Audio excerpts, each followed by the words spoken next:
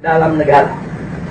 Yang kedua, jangan pernah berikan ruang kepada kelompok fundamentalis di media-media resmi mainstream tingkat nasional. Yang ketiga, yaitu jangan pernah memberitakan segala kebaikan sebesar apapun yang dilakukan oleh kelompok fundamentalis. Yang berikutnya, setiap kesalahan sekecil apapun yang dilakukan oleh kelompok fundamentalis harus diviralkan, harus disebarluaskan, dan harus diulang-ulang.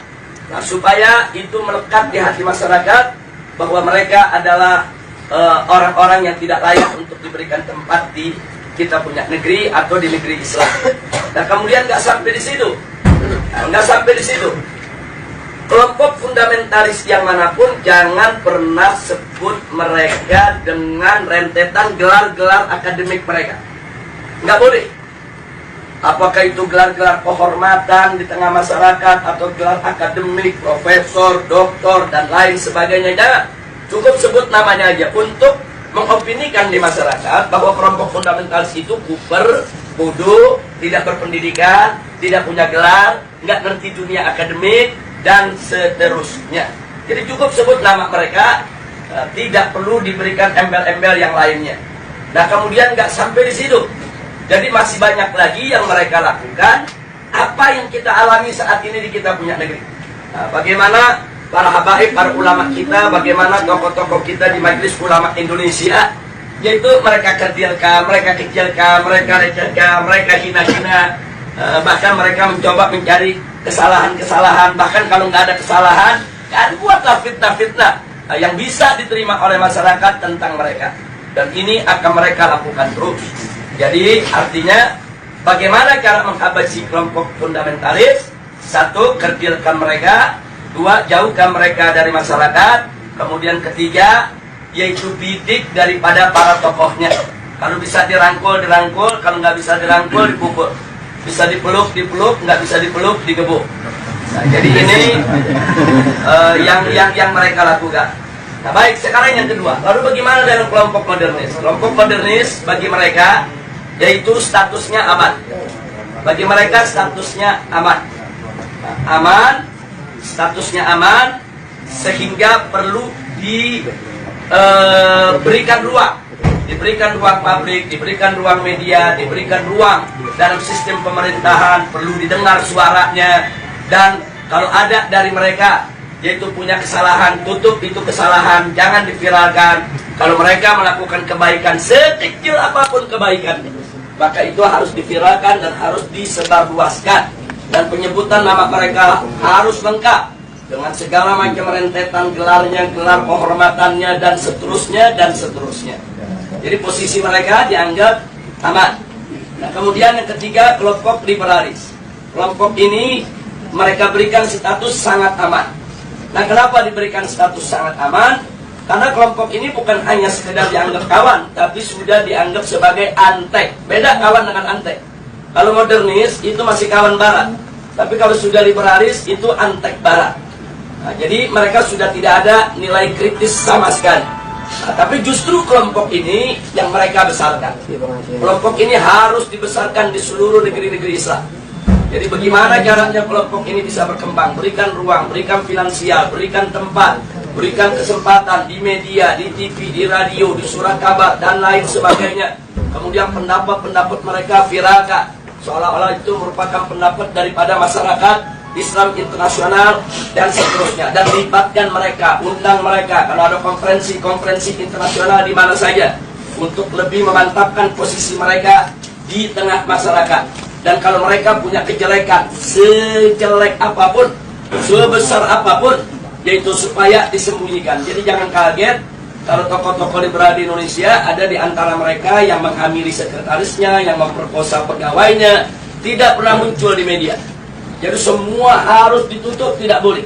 Tapi kalau mereka melakukan kebaikan sekecil apapun, maka kebaikan itu harus terus, yaitu dieksplorasi, untuk kemudian diviralkan, disebarluaskan ke mana-mana.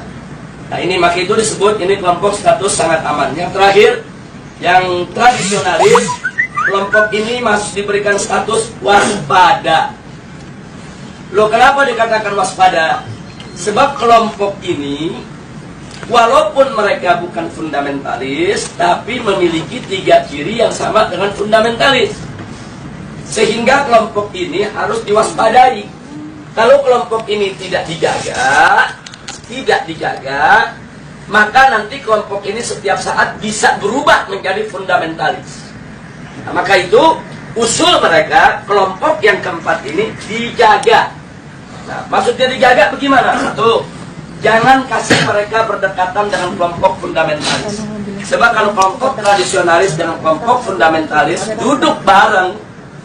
duduk bareng satu meja, satu kursi, mereka diskusi, maka kelompok tradisionalis berpotensi besar untuk berubah menjadi fundamentalis. Karena perbedaan mereka cuma sedikit, perbedaan definisi ta'rif ad-demokratiyah. Itu aja yang mereka berbeda. Tapi dalam soal dukungan terhadap tatbikus syariah, dukungan terhadap igamatul khilafah, dukungan terhadap sikap kritis terhadap barat, sama. Nggak ada beda antara fundamentalis dengan tradisionalis. Mereka hanya berbeda di dalam mendefinisikan demokrasi. Yang satu mendefinisikan ya demokrasi bertentangan dengan hukum Allah sehingga harus ditangkal sama sekali. Yang satu lagi melihat bahwa demokrasi itu hanya satu cara yang kalau dibawa ke dalam ajaran Islam dia bisa islami, kalau tidak, kalau dikeluarkan dari ajaran Islam dia bisa bertentangan dengan ajaran Islam. Hanya ini saja berbeda. Nah, kalau mereka duduk bareng diskusi, maka kelompok tradisionalis berpotensi besar berubah menjadi fundamentalis menurut mereka, menurut Rand Corporation. Maka itu fundamentalis dan tradisionalis tidak boleh bersentuhan, harus dijauhkan, bahkan harus diadu domba. Nah, ini yang terjadi di Indonesia saat ini. Bagaimana supaya dua kelompok ini diadu domba? Nah, kenapa ini yang harus diadu domba? Karena kelompok fundamentalis dan tradisionalis ini yang pengikutnya paling banyak. Kalau yang namanya modernis, kelompoknya tidak seberapa. Modernis dalam pengertian Rand Corporation. Apalagi liberalis. Mereka nggak seberapa. Mereka punya basis massa. Kita bicara basis massa akar rumput. Nah, yang memiliki basis massa akar rumput yang sangat kuat hanya kelompok fundamentalis dan kelompok tradisionalis. Maka itu kalau ini bersatu, ini akan menjadi satu kekuatan umat Islam yang maha dahsyat, yang bisa merontokkan kekuatan mereka, sehingga mereka akan melakukan berbagai macam upaya bagaimana dua kekuatan ini untuk tidak bersatu.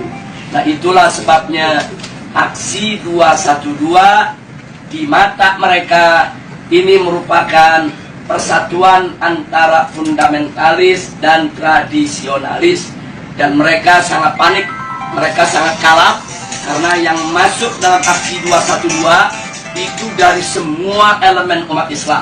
Apapun organisasinya, apapun partai politiknya, apapun mazhab pemikirannya, mereka datang, mereka tidak tanya Anda NU, Anda Muhammadiyah, Anda FPI, enggak. Mereka nggak nanya Anda P3, Anda PKS, Anda PKB, enggak. Mereka nggak nanya, mazhab, Anda Syafi'i, Anda Hambali, Anda enggak. Mereka nggak nanya Anda ini termasuk yang Aswaja, yang Wahabi, atau yang Salafi dan lain. Enggak ada. Mereka hanya tahu Anda Muslim, saya Muslim, kita datang untuk bela Islam. Justru ini yang menakutkan musuh. Nah, karena ini membuat mereka panik dan mereka kalap. Akhirnya semua tokoh-tokoh yang terlibat dalam aksi 212 mereka kriminalisasi.